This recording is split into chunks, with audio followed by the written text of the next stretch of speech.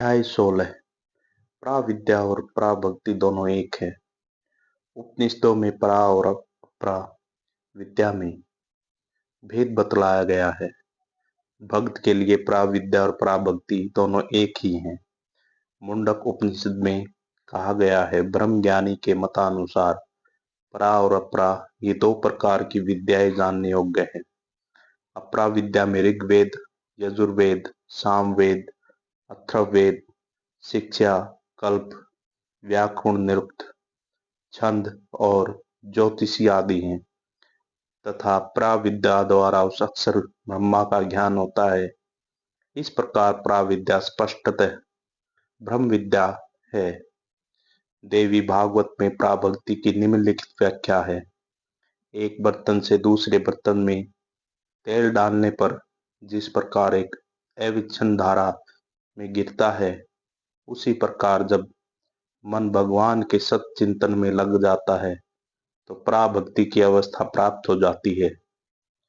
भगवान के प्रति अविच्छिन्न आसक्ति के साथ हृदय और मन का इस प्रकार अविरत और नित्य स्थिर भाव ही मनुष्य के हृदय में भगवत प्रेम का सर्वोच्च प्रकाश है।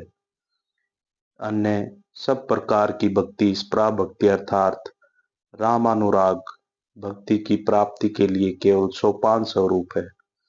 जब इस प्रकार का अपार अनुराग मनुष्य के हृदय में उत्पन्न हो जाता है तो उसका मन निरंतर भगवान के स्मरण में ही लगा रहता है।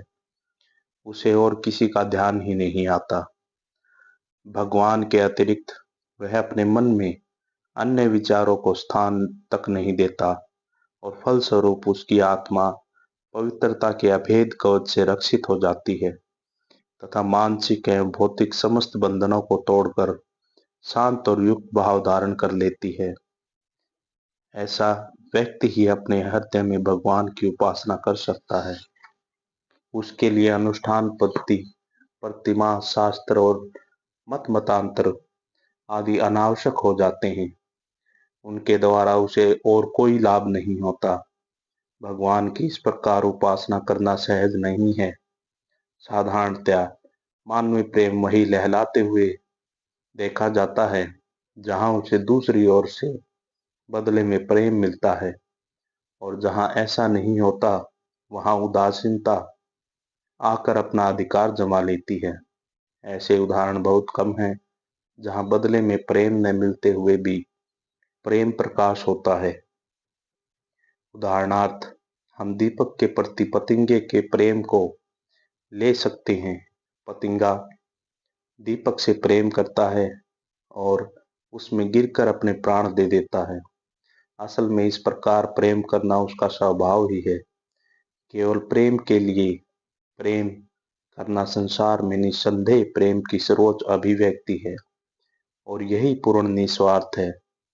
इस प्रकार का प्रेम जब आध्यात्मिकता के क्षेत्र में कार्य करने लगता है तो वही हमें पराभक्ति में ले जाता है। धन्यवाद।